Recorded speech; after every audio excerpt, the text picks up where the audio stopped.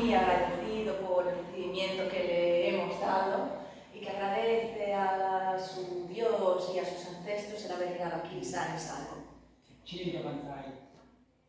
Agradecido.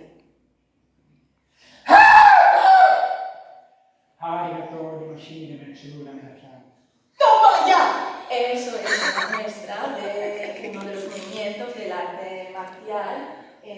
Tony Swa se llama el nuevo arte marcial y sería como una especie de ataque concentrado.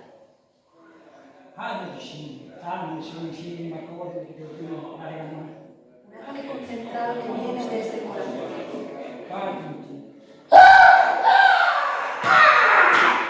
¡Toma ya! ¡Cuello! Viene desde el corazón, pero bueno, ha hecho por la persona que está delante.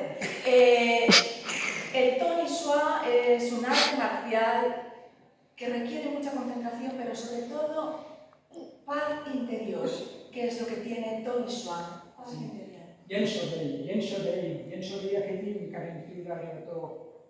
La paz interior es todo.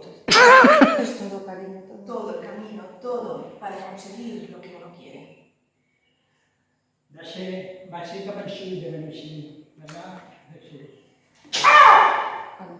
Después de atacar, hay que dar unos estiramientos.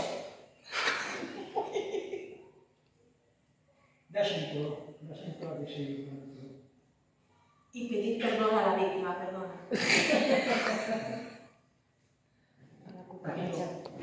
Hasta aquí todo.